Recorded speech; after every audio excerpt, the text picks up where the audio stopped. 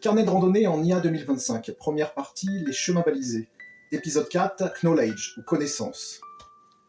À l'heure du village global et des faisceaux informationnels. Les longs context windows de l'épisode précédent permettent de garder beaucoup de choses en tête. Cependant, cette conscience, cette mémoire instantanée, a atteint vraisemblablement ses limites physiques. Il sera laborieux d'aller au-delà de 1 million de tokens en gardant un mécanisme d'attention cohérent. Et de toute façon, le monde est trop vaste et trop changeant. Il faut donc déléguer l'acquisition de nouvelles connaissances à des systèmes externes, comme le fait d'ailleurs l'intelligence humaine. Comme je le fais moi en regardant ces notes pour vous parler. Allez, question piège. Quelle est la capitale du Bhoutan et quelle est son altitude exacte?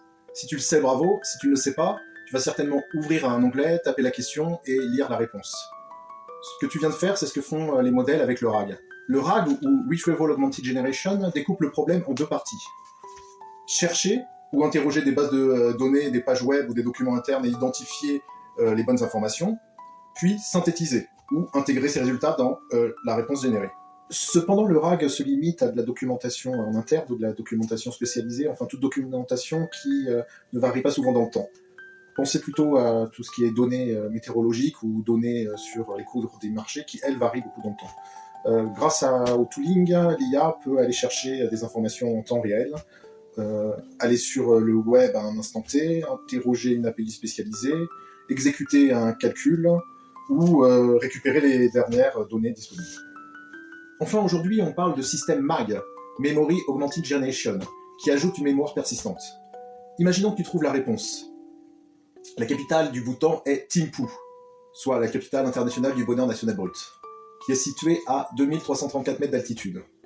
Si cette information est utile, par exemple pour un futur échange sur la géographie ou sur l'adaptation humaine à haute altitude, un système MAG peut décider de la stocker. On passe d'une mémoire de travail vive et instantanée à un système opérationnel dynamique et archivé. Résultat, le modèle ne devient pas juste connecté, il devient érudit. Dans le papier MemOS, Memory OS for AI System, cette figure décrit l'évolution de la performance des LLM. On y voit trois périodes. Une période antérieure, 2023, où l'évolution se faisait sur la qualité du pré-apprentissage, la qualité de données ou la qualité de l'architecture de modèle. Une période actuelle où l'évolution s'est faite sur le post-training, avec l'alignement du modèle et le reasoning. Une période future, à partir de 2026, où le gain de performance se fera sur l'optimisation du système de mémoire, cumulé avec tout ce qui est agentique. Ainsi, le modèle pourra acquérir de nouvelles expériences et les mémoriser en mémoire de façon optimale. Et pour savoir si toutes ces compétences sont réelles et utiles, il faut savoir comment les évaluer.